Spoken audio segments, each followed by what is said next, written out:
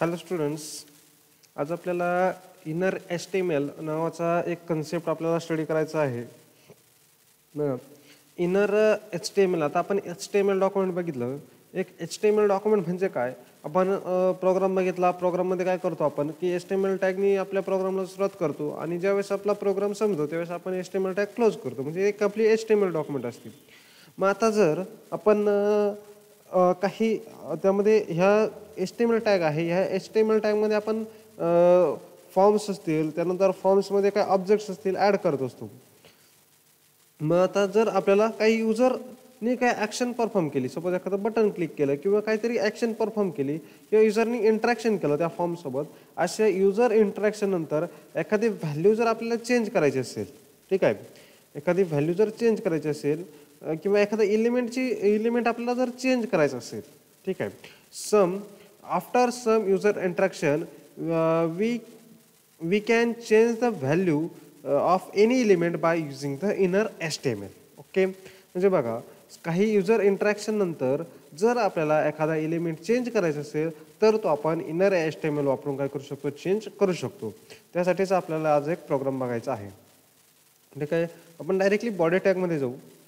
आधी body tag बघू. आपण बॉडी टॅगमध्ये आपण काय केले बघा, मी एक H4 म्हणजे हेडिंग 4 नावाचा एक टॅग घेतला आहे. त्याला एक आय डी दिला आहे. मी काय आय डी दिला आहे, माय टेक्स्ट नावाचा आय डी दिला आहे आणि त्यामध्ये टेक्स्ट टॅग केला आहे वेलकम टेक्स्ट. ओके, H4 म्हणजे हेडिंग 4 टॅग घेतला, त्यामध्ये वेलकम टेक्स्ट टाकला आणि त्याला आय डी दिला आहे मी माय टेक्स्ट. त्याच्यानंतर फॉर्म टॅग ओपन केला, फॉर्मला नाव दिलं एंट्री, त्याची ॲक्शन काही नाही ठेवली आणि मेथड केली पोस्ट.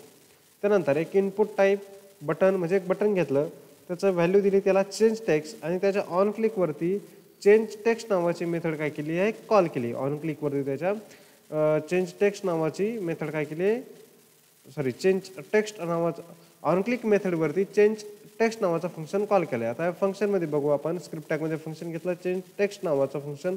त्यामध्ये काय केलं बघा, डॉक्युमेंट आपलं नेहमीप्रमाणे आता आपण जे बघितलं gate element by I D मागच्या लेक्चरला, बरोबर, त्या गेट एलिमेंट बाय आय डीच आपल्याला वापरायचं आहे इनर HTMLसाठी. तर document dot get element by I D my text. आता माय टेक्स्ट आय डी कशाचा आहे, H4 म्हणजे हेडिंग टॅगचा. त्याचा आय डी घेतला dot inner HTML is equal to good day. Okay, म्हणजे आता बघा काय होईल, document dot get element by I D नी माय टेक्स्ट येईल आणि माय टेक्स्टमध्ये काय आहे, वेलकम. ठीक आहे, हा वेलकम टेक्स्ट, वेलकम जो आहे तो इनर HTML डॉट काय केलं आपण, इनर HTML केलं. इनर HTML चेंज होईल आणि त्याची व्हॅल्यू काय ठेवली आपण, गुड डे. म्हणजे काय होईल, इनर HTML वेलकम हा हेडिंग 4चा जो काय एलिमेंट आहे किंवा H4 हा एलिमेंट आहे हेडिंग 4 ह्या टॅगमध्ये वेलकम जे टेक्स्ट घेतला आपण तो इनर HTML चेंज होऊन काय होईल, गुड डे होईल. बरोबर. सम युजर इंटरॅक्शन आपण बघितलं की after some user interaction inner HTML can change the any element.